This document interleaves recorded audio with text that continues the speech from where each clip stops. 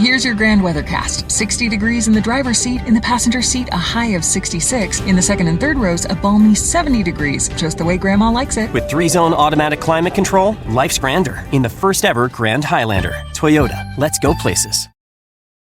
I want people to understand this ordeal. It's taken a toll on both of us. Casey Anthony's parents respond after 15 years of allegations. I've gotten blamed for something I didn't do, and it tears me up inside. This can change our life. This is serious. This is their final response. The test is about to begin. Please remain still. Casey Anthony's parents, the lie detector test. Watch now, only on A&E. And watch next day on the A&E app. For exclusive podcasts and more, sign up at patreon.com/partnersincrimemedia. I'm Rebecca Lavoie, and this is Crime Writers On.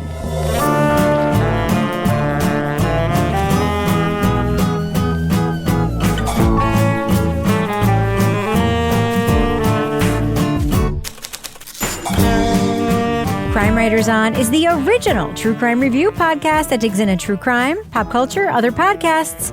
And on this episode, bite marks, arson patterns, blood spatter. How much science is actually in forensic science? We'll talk about the new podcast, CSI on Trial. Joining me to get that done and more is true crime author, TV journalist, and host of These Are Their Stories podcast, my husband and love of my life, Kevin Flynn. Hello, Kevin. You ever, like when you eat a hot slice of pizza and you burn the roof of your mouth? Yeah. You said, I think I just burned my entire tongue. From your teeth? From my teeth, from the tip of my tongue all the way back to the tart Wonderful. Taste buds. Would you like to show Laura and Toby how large your Yeti cup full of tea is? Look at this. Oh, dear Lord. Yeah, it's big. It's like one of those yard beers. Remember we got that? Patreon gave that to us. It's like a sports parent soccer sideline. It's huge. Beverage. We went to a conference and Patreon invited us to an event and they gave us gift bags with these 60-ounce Yeti cups. And I was initially like, this is a super nice gift. But then I was like, what the hell is that when someone need this? I probably don't need to have boiling hot water stay hot. It doesn't even fit in a cup holder in my car. No, sure it does. That part not right in there. my cup not holder. in your car? Oh, I guess you got to get a new car. Because my car is European and they don't believe in giant drinks in Europe. Also Europe. with us is private investigator, certified pet detective, resident cat lady, and author of The Final Curtain, Laura Bricker. Hello, Laura. Hey, Rebecca. I don't have a giant cup, but I did, in fact, burn my hand because I touched a pan that I pulled out of the oven tonight. So, Kevin, solidarity. Yeah. Oh, you're like one of those scenes in a TV show when someone reaches into the oven and grabs a pan with their bare hand, and you're like, what the fuck? No one ever does that in real life. You're that person. Well, no, it was actually like a skillet. I was cooking haddock piccata, and I'm paranoid about not having my fish cooked. So I always pop it in the oven for 5 minutes to make sure it's cooked through. And it was out on the stove, and then I went to grab the handle and went, oh, shit! I forgot. It's like, was it the woman across the street from the girl in the window? Yes. She kept grabbing the casserole. Yes. Yeah. Yep. And finally, our captain of all things cynical. I can't wait for the end of his epic introduction. The author of the City Trilogy of novels, host of the Strange Arrivals podcast, and our Patreon Deep Dive Book Club podcast host, Toby Ball. Hello, Toby. What is your anecdote? I haven't harmed myself by accident at all this time. Oh, wow. Okay. Do you have a big cup? So, yeah, I don't even have a big cup. I got nothing. Wow. I got nothing for you. What I do have though, I've been trying not to just lay the Strange Arrivals promo on too thick, but do it. If you haven't been listening because you're not interested in UFOs, but you do like true crime, the episode that drops this Wednesday is the beginning of a 3-episode little story that is very true crimey. So this might be your entree into the world of Strange Arrivals, if you should so choose. All right. The alien butler did it. Yes, exactly. Is it like the alien owl situation or something? No, it's about unethical research that was being done by this one guy, and he probably victimized a bunch of people, but it sort of centers around this one woman and her relationship with this researcher, and it goes very, very dark.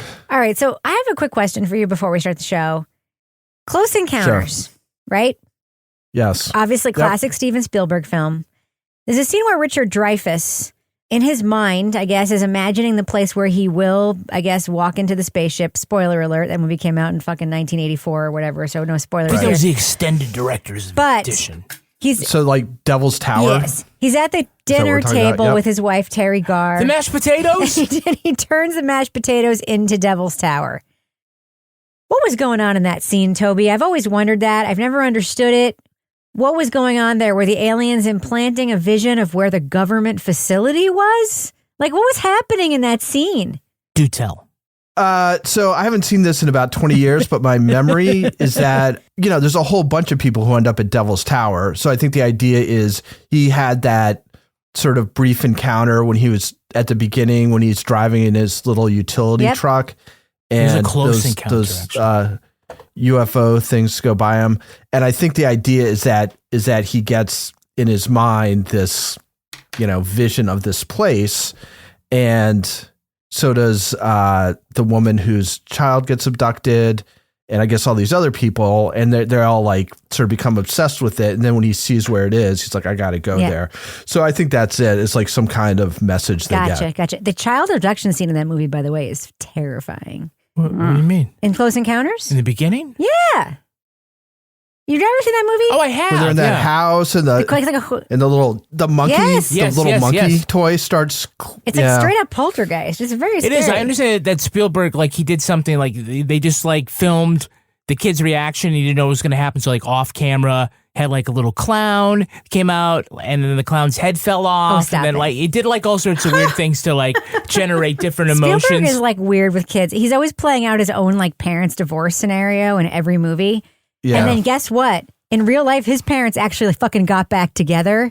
It's so stupid. That's because the mashed potatoes were so great. Steven Spielberg believes honestly that his parents are the only parents in the world who ever got divorced. That is true.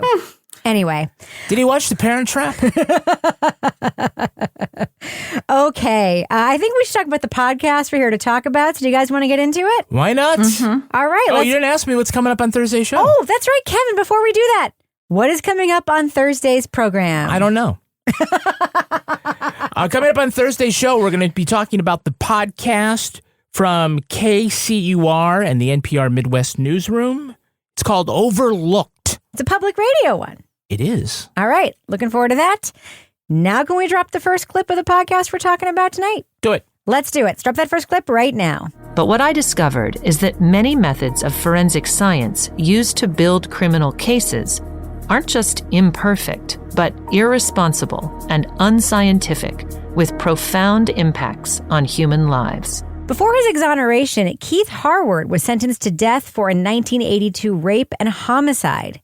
The evidence erroneously used to convict him was a bite mark, a technique that relies less on science and more on interpretation.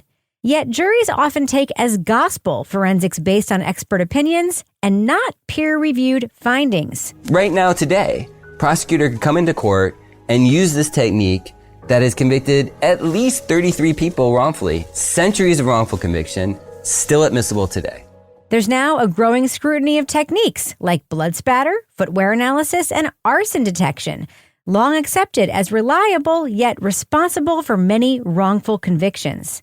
And efforts to establish meaningful standards to the disciplines are met with resistance from the prosecutors who rely on them. Even though he left a fingerprint that matched his left thumb in the victim's blood at the scene, and even though a forensic odontologist matched a bite mark on the victim's chest to the defendant, and the .32 caliber revolver recovered from his jacket pocket was ballistically matched to the projectile in his daughter's head, it's just right now the case is too thin to proceed and I won't be able to prosecute.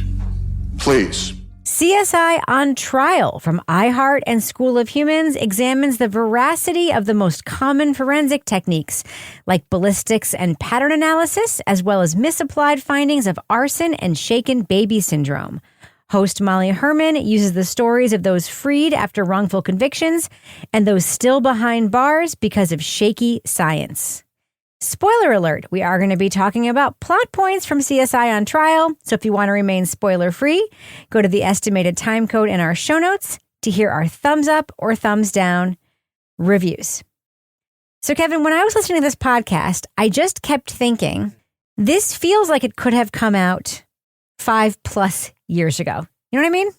Well, yeah, I mean, I think it would probably have a different impact a couple of years ago, before other like high profile documentaries and podcasts that examine this issue about the unseen unreliability of these techniques. You know, like for example, I was not convinced that like ballistics were suspect when I heard like the first episode of In the Dark. And it took me a while to come around to that and other things like that. Bite marks, total fucking bullshit, may as well just say it. But I think this will probably have a real impact for TV viewers. I mean, I think the thing that maybe you pick up on is that the source material for this is a TV series that's by the host. So it feels a little sterile in that sense, because it does feel like someone said, hey, why don't we repurpose all this stuff? We'll just remove all the reenactments and we'll just, use all the interviews with these people and we'll make a podcast out of it. So I think for people watching the TV show, because that audience doesn't tend to dive into the same, they're fed like the steady diet of cops get the right guy and the system is great, and that's their thing. So to hear something that challenges that might be novel for the TV audience. For the sophisticated true crime audience that's been listening to things for many, many years, some of this is well-trod ground. Or reading a newspaper or any book. Well, yeah. I mean, that's my whole It's an attitude change, right? I mean, it said, right, Laura? Well, like it was so, I don't want to, but there was parts that were so dumbed down that I was like, it's like, let's explain how firearms examination works. A bullet leaves a gun and there's a mark on the bullet and then they take it into the lab. I'm like, oh my fucking word. Like, are you kidding me right now?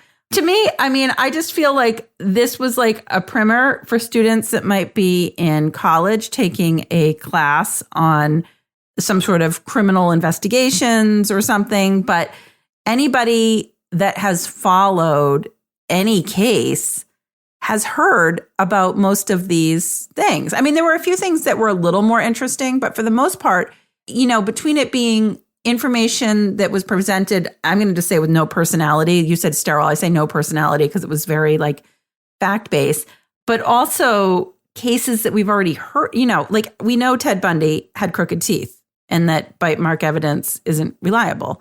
It just, there was some cases they used that were interesting, and they definitely led in with cases that were more well-known, like OJ, Ted Bundy, and then they'd zoom into a case that maybe was lesser known that was a case that they could relate this to. But to me, it was done in a way that it didn't feel like storytelling so much as, again, like something if I was like going to school, this would be presented as a lecture to me. So, Toby, one of the things that I was thinking about was the sort of lack of depth of analysis. So I'm thinking about, for instance, for me, and I'm just curious to know which episodes did this for you, but like the Shaken Baby episode, right? Which there is a lot of very interesting stuff around Shaken Baby syndrome, which the podcast didn't tackle, which, for instance, Innocence Projects, for example, don't have a lot of women convicts as cases because there's not a lot of DNA evidence, because a lot of women are in prison for murder, for killing their own kids, for things like Shaken Baby syndrome, which is a bullshit like thing. It disproportionately affects people of color, Shaken Baby syndrome. There's a lot of sort of stuff that's there.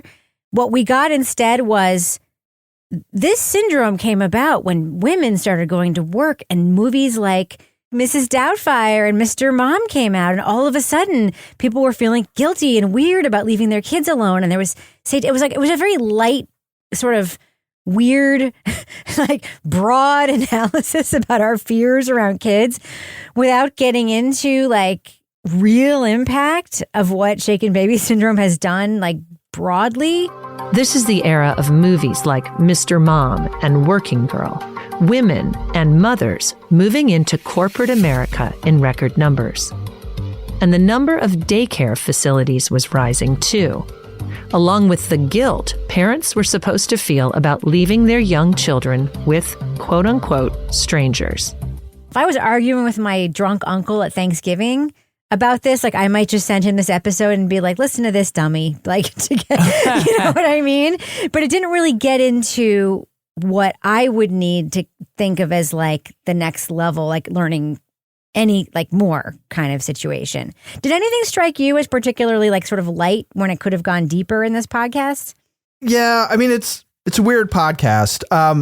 So I didn't quite get how the shaken baby thing fit in with everything else, because it's a different, like that seems like a theory about how kids can die, whereas all this other stuff is you find evidence. That's more sort of a theory that became popularized, which was wrong, right? It's not like I can compare this to this and draw a conclusion. So yeah, I mean that whole thing, they basically made the same argument that people make about the satanic panic, but about shaken baby syndrome, right? I mean, it's the same basic thing. It's like you're losing control of kids in the way, sort of the traditional way that you'd always be there. And then you start to worry about what's happening when you're not, and you're putting it in somebody else's care. A lot of it seemed pretty basic. And I think they do kind of steer away from sort of these greater, as you were saying, the different ways it impacts different populations more than others. Maybe it came up a couple times, but for the most part, like I kind of, when I was listening to it, I was thinking, as we've been talking about, like this is too basic. People already know this. But then I don't remember, when was Making a Murderer season 2? Was that like 3 years ago? 4 years ago, yeah. Because that whole thing was just basically this, right? It was, we're watching that lawyer Kathleen Zellner, do all the favorite? worst possible sort of forensic stuff, and then saying this is what's going to prove Stephen Avery's innocent. And it's just like, well, none of this means anything.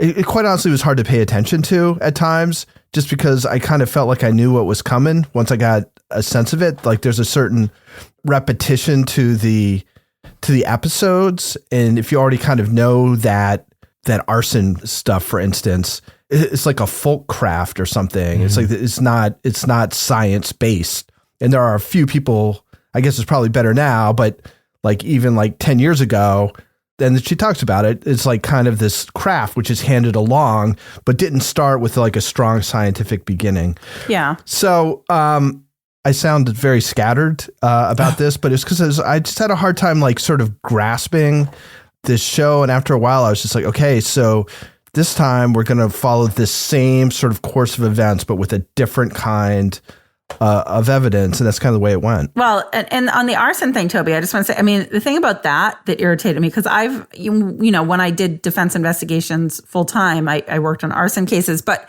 I think what struck me about that was that both of the cases that they profiled had such actual legitimate explanations for the fire that were somehow like overlooked at the time. Like one was a space heater that wasn't working, and one was spliced together.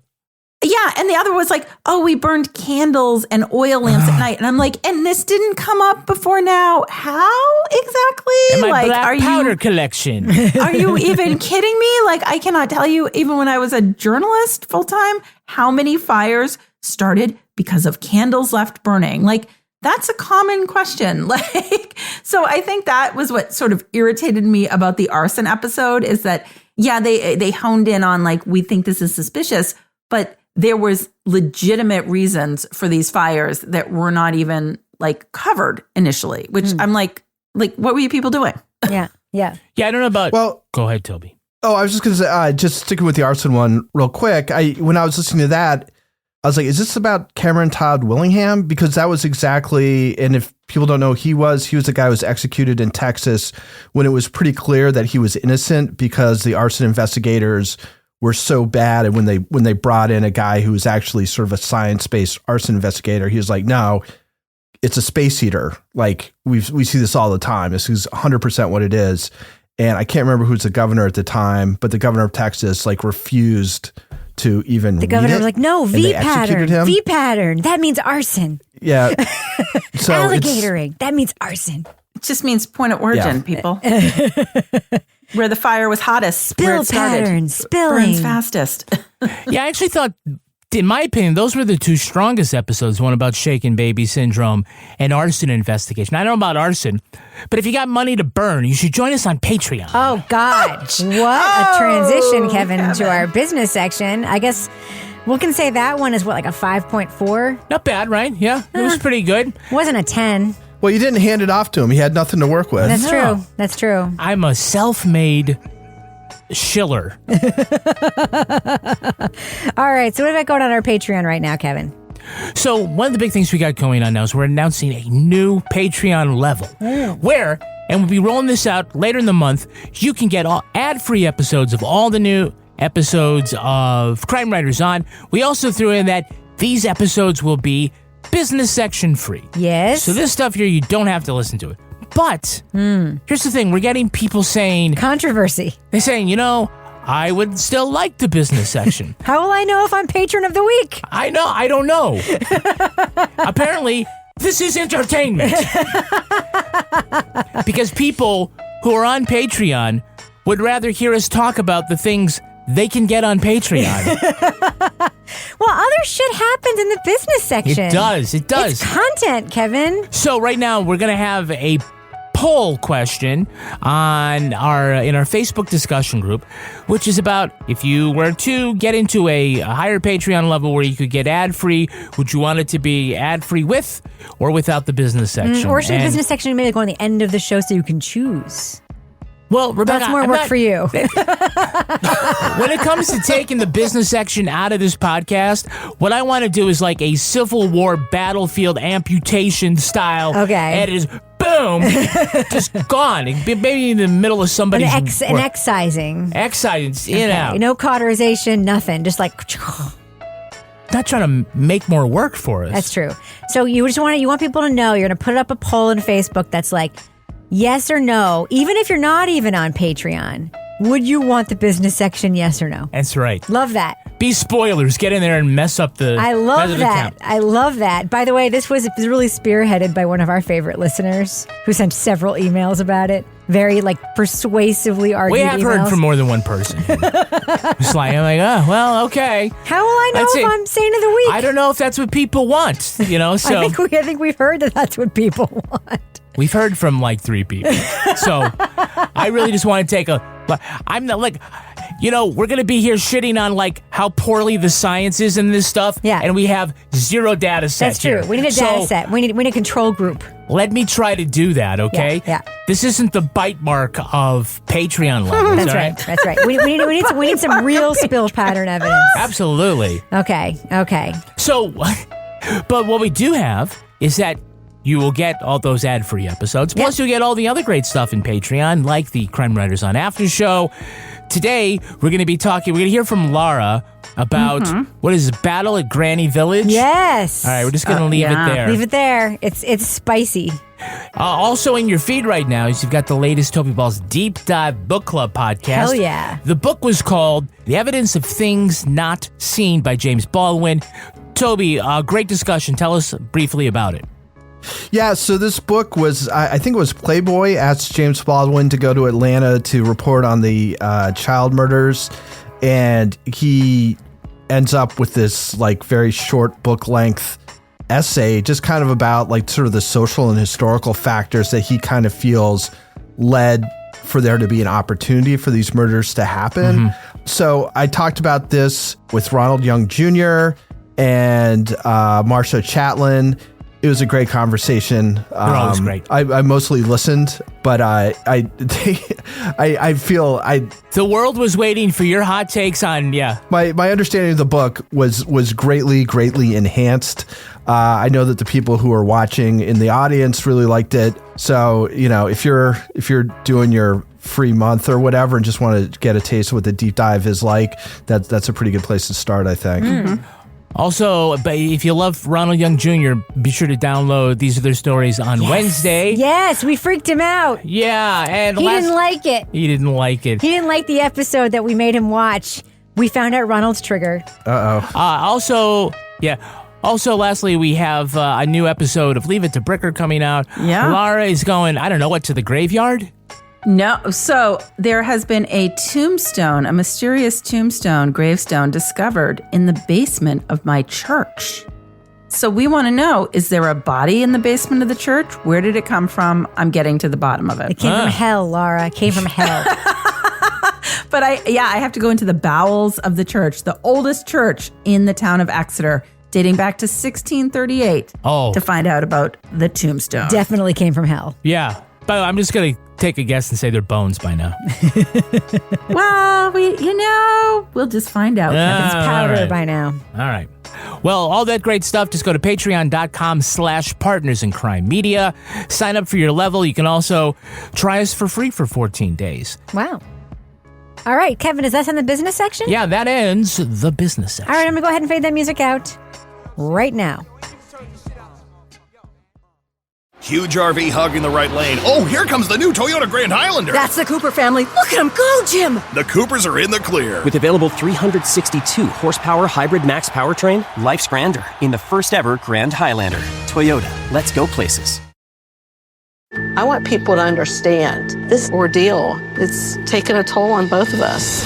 Casey Anthony's parents respond after 15 years of allegations. I've gotten blamed for something I didn't do, and it tears me up inside. This can change our life. This is serious. This is their final response. The test is about to begin. Please remain still. Casey Anthony's parents, the lie detector test. Watch now, only on A&E. And watch next day on the A&E app. The friendship is sharing deal. Because I want one of your McNuggets. And I need some of your Quarter Pounder. There's a deal for everyone at McDonald's. Get one favorite like 10-piece chicken McNuggets, a Quarter Pounder, or a Big Mac and get another for just $1. Price and participation may vary. Valid for item of equal or lesser value. So, Kevin, you had something you wanted to say about the arson episode, right? Yes, well, both the shaken baby syndrome and the arson episode, right? I think these were actually much more informative only because we really haven't had many podcasts in this realm, especially about the shaken baby part of it, because, if you were a parent, in the past couple decades, this whole thing has been, burned into your mind about, don't shake a baby because this is what's going to happen. And obviously, children can be abused a lot of ways, but the whole idea that you can shake them so hard that that they would have this kind of whiplash and this kind of brain damage, the biophysics that they talk about, they explore in the podcast, I thought were really enlightening. There's just no possible way a human can shake a baby to get the same kind of injuries as like in a car accident. And they attached an accelerometer to the head, and they just asked a group of volunteers to grip the dummy by its torso and shake it as hard as they could to see, what the maximum head acceleration was that they could generate with their shaking. They found, unsurprisingly if you think about it, that the force created by a human shaking the baby model didn't even come close to the force created by a rear-end car collision. What ends up happening is that children sometimes do have brain damage or an injury, but it just doesn't manifest itself till later, and it's almost like a time bomb because it's who's the child with at that moment. It's like a dry drowning. I don't want to say it's like the hot potato, but yeah, like a dry drowning. It's like whoever...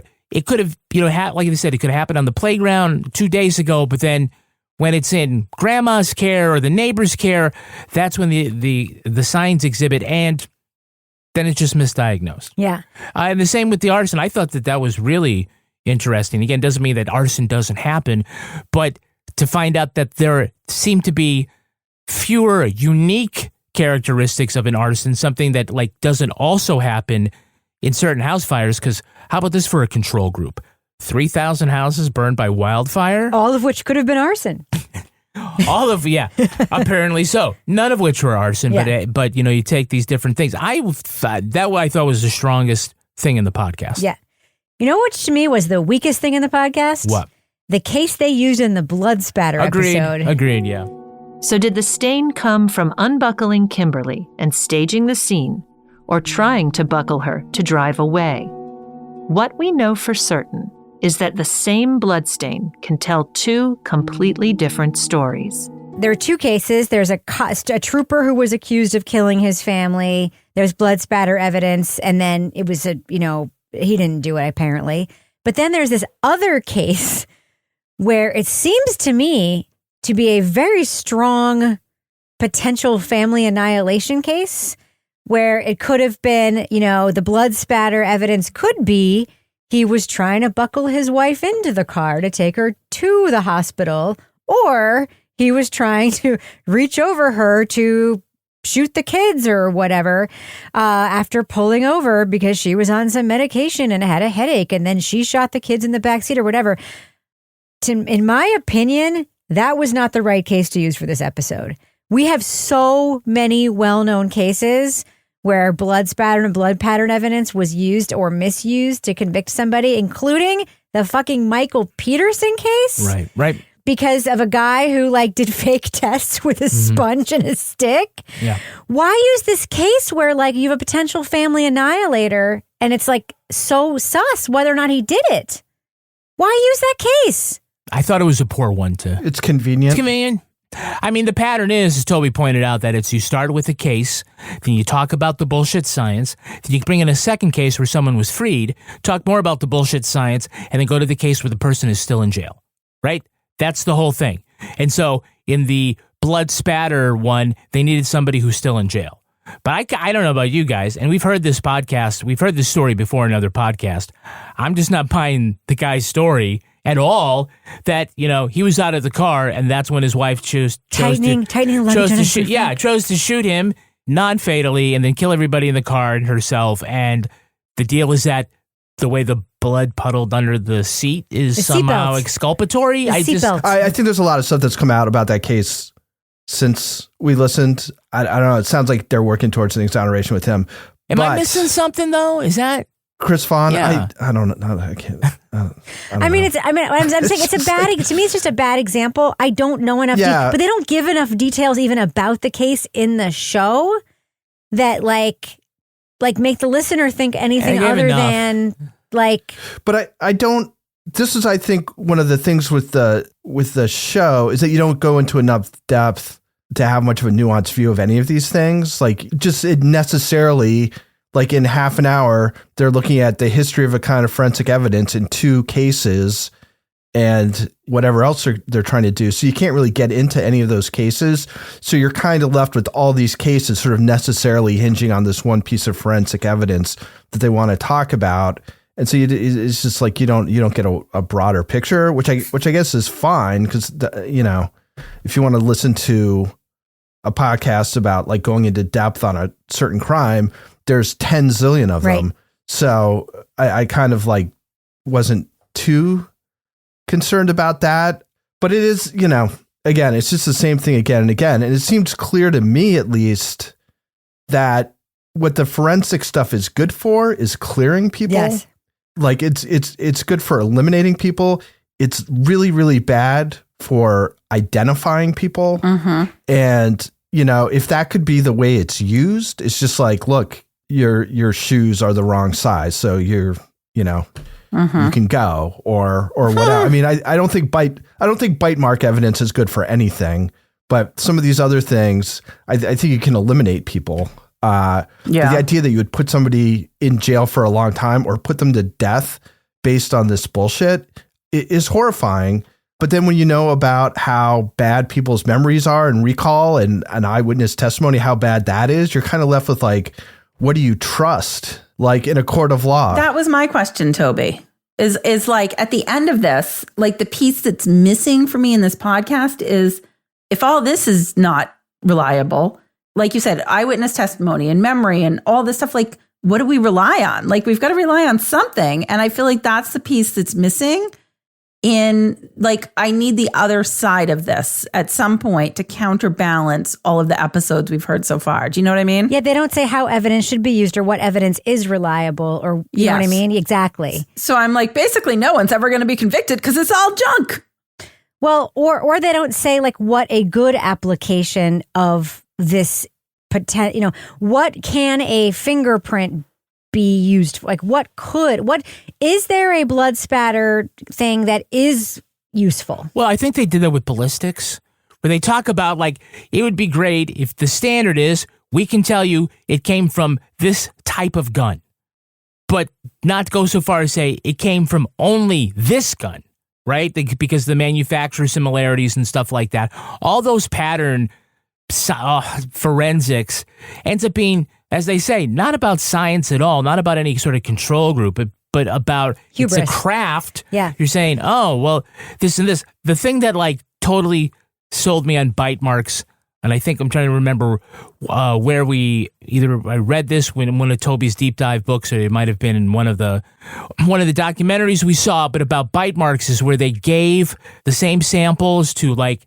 every forensic odontologist in the group, and they asked them to identify, match this, and like 2/3 of there was never any agreement. A third said this was this, said it matched. Some of them couldn't even say whether it was human or not. I'm like, that's not science. Nope. Science is like if you take a blood sample and you can say this person is a type A secretor, right? Mm-hmm. All the scientists are going to get that. Otherwise, it's fucking magic. It's voodoo. Yeah. Toby, you have a great note about how terminology is used in these cases, like reasonable scientific certainty. Yeah. So when I heard that, it seemed a little bit like student athlete to me. And that student athlete was kind of created initially as a way of trying to, for universities to not be liable for injuries that happen to athletes when they were playing for college sports. So they called them student athletes because then they were students and it could be regarded that way. And I guess there was just a different kind of liability around that. Like this is a long time ago. So it just seems like reasonable scientific certainty. Like, first of all, like almost none of this stuff is actually science based. So that's like right off the bat, like one of those words doesn't even belong there. But yeah, it just seems like you're hiding a whole lot of bullshit behind a term that seems as though you're being sort of qualified but measured. I'm not saying it definitely is. I'm just saying it's with a reasonable scientific certainty, but behind that reasonable scientific certainty is just not a whole lot. So, it's a great phrase, which I'm going to now use with my kids as much as I possibly can. I just want to, the one thing I did want to say is that I think people just want proof, right? They want something certain that they can be like, yep, see, right there. And I think, DNA to a certain extent can do that, although that gets super complicated too. But in addressing what Laura said, I mean, I think for most cases, it's like this accumulation of stuff. Like you can't just look at one thing and say, oh, that proves it, or, oh, this proves it. It's like you're looking at a whole bunch of things. That's why some trials take so long. And you're saying, well, when you put together this eyewitness stuff and, some like more reliable forensic stuff and all these other stuff, and you put it all together, does it make it look like this person's guilty or innocent? I think there's this desire to be like, if you check this box, he's guilty, and if you don't check it, he's innocent, and it's all based on, his sneakers because he stepped on a pebble 3 years ago, and there's no way any other shoe could have a track that's exactly like that. So anyway, that's kind of what I walked away from all this with. Yeah, what the big problem with CSI sort of in the courtroom actually is that prosecutors will say that juries just want to see the DNA for like every kind of crime, right? Then that's like a whole other thing. It's all about the science. This is really cut in both ways, right? You can say like, this is great science, but not science at all because it has the credibility of being labeled science. And then everybody wants to see, oh, the science is great. Show me the DNA profile of the person that broke into my car. It's like they have a hard time getting convictions sometimes for people who are guilty, but there's no DNA. And then there wouldn't be DNA for, some of these anything less than a murder. I call bullshit on that too, though, because juries will also convict people just because the people are on trial. And prosecutors can just make up a story or tell a story and evidence like with nothing, with just like, he seems like he could have done it and like come up with a quote theory of the case, the state's quote theory of the case, the quote spine of the story.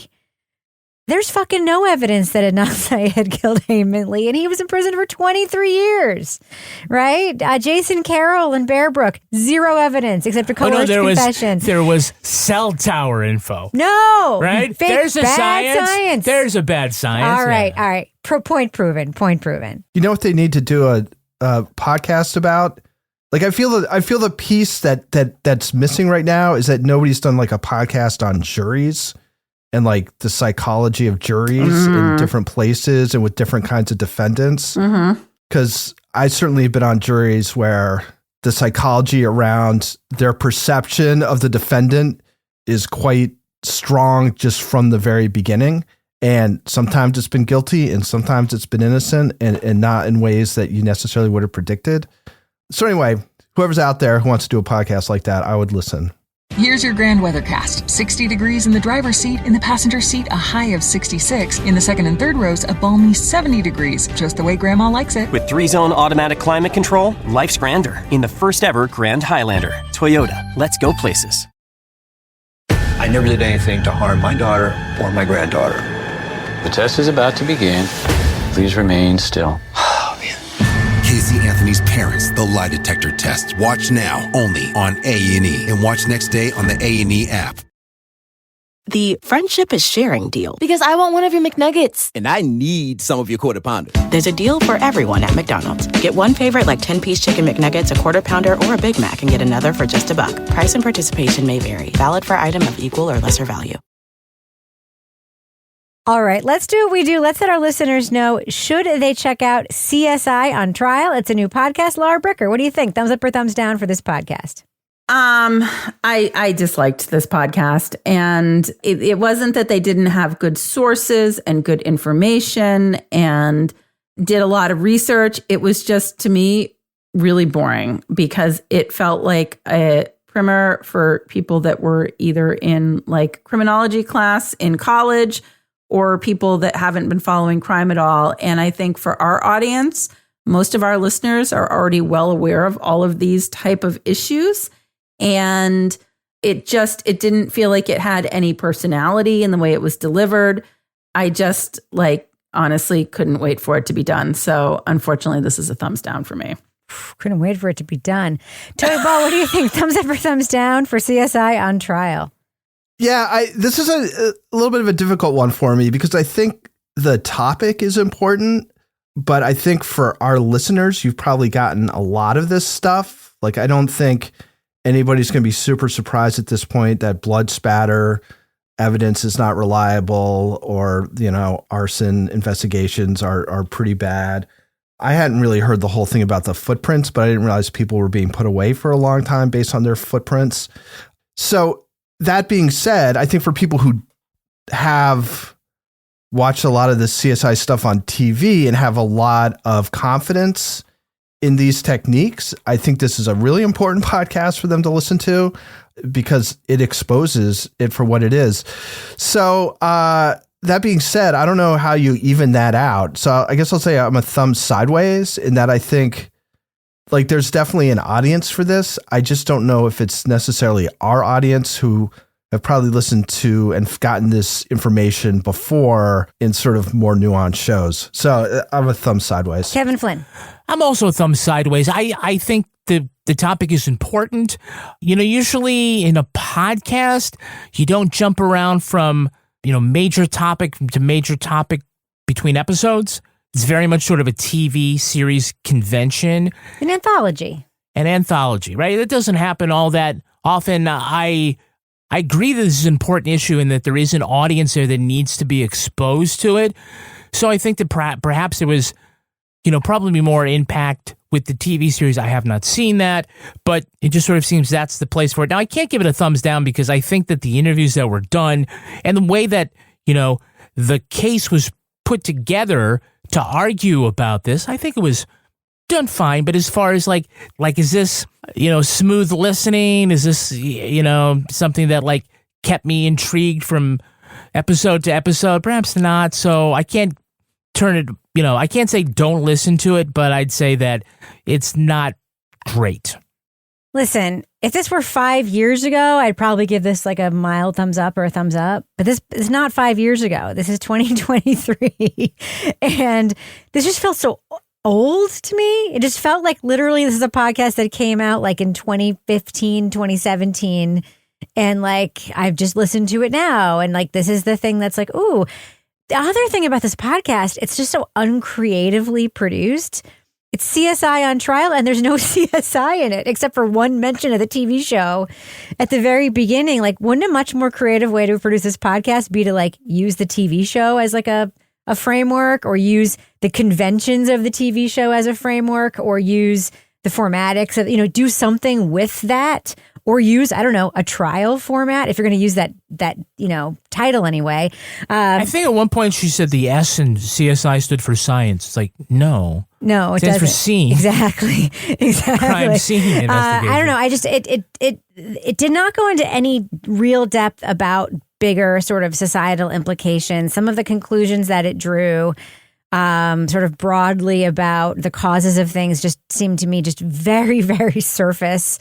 And the sort of the absence of analysis about racial disparity, stuff like that, just really was glaring to me. And the writing itself just felt very like stilted in a way. Although I will say this podcast is useful insofar as if you have somebody in your life who has just no awareness of these issues, like this is a podcast I would share with them. So in that way, it's useful. So I'm not going to say it's altogether like shouldn't exist. I just can't give it a thumbs up. So I'm giving this podcast a thumbs down. All right, now it's time for my favorite part of the podcast, a little something I like to call the crime of the week. The crime of the week. Police in Pleasant Hill, Missouri have arrested an elderly woman accused of robbing a bank for the second time. Last week, 78-year-old Bonnie Gooch allegedly entered the bank wearing sunglasses and an N95 mask and slipped the teller a note asking for $13,000. The note also said, "Thank you. Sorry, I didn't mean to scare you." She then drove away in her Buick Enclave with handicap plates. Gooch had been arrested in 2020 for sticking up another bank. Wearing a black wig and armed with a BB gun, she held up the teller at the drive-thru window. That time, she handed the teller a birthday card with, quote, "This is a robbery," written inside of it. She received probation in the first case. She's now in jail awaiting a $25,000 bond. So, panel, it's not every day that we see a 78-year-old bank robber. Why aren't there more elderly criminals? Laura Bricker, what do you think? Because they're getting to the early bird special at the restaurants in the afternoon, and they've got to get ready for that. No, it's not a bad point. Toby Ball, why don't you think there are more elderly criminals like this lady who's robbing banks? Hard to get the scooters out the door. Kevin, what do you think? Headlights are too bright at night. I think it's because they're all out there umpiring baseball games. Oh, sorry, Kevin. You're gone. All right, Laura Bricker. If folks want to reach out to you and say, "Hey, Laura Bricker," on social media, how can they find you there? They can find me at Laura Bricker. Toby Ball, what about you? How can you be found if folks want to see your wonderful face and all of your cynical facial expressions? At Toby Ball NH. Kevin Flynn, how can you be found online? I'm at Kevin P. Flynn. If you want to follow me on Twitter or Instagram, perhaps give me a contrary view of my opinion of any podcast we talk about, you can find me at Reb Lavoie. And they do. You can also follow the show on Twitter at Crime Writers On, and please join our incredible community in our official Crime Writers On Facebook discussion group. We also have a regular old Facebook page, by the way. Support the show at patreon.com/Partners in Crime Media. You get the Crime Writers On After Show. You get Married with Podcast. You get Laura Bricker's Leave It to Bricker podcast and Toby Ball's Deep Dive Book Club podcasts. Our theme song was composed and performed by Ty Gibbons. Our line editor is the very handsome Livy Burdett. The executive producer of this program is Kevin Flynn.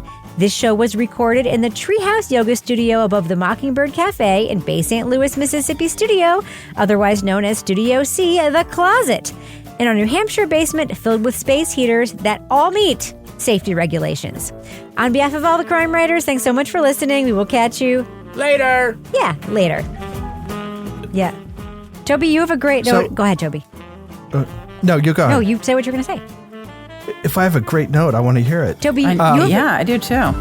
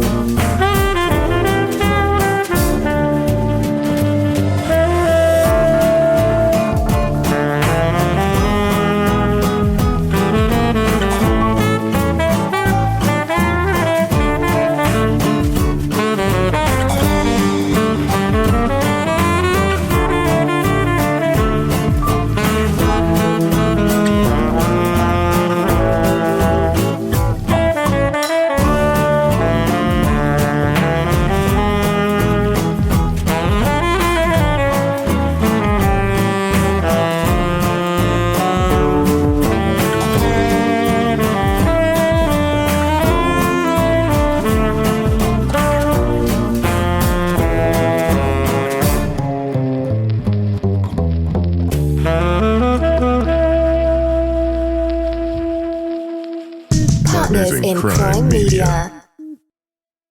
Huge RV hogging the right lane. Oh, here comes the new Toyota Grand Highlander. That's the Cooper family. Look at them go, Jim. The Coopers are in the clear. With available 362 horsepower hybrid max powertrain, life's grander in the first ever Grand Highlander. Toyota, let's go places.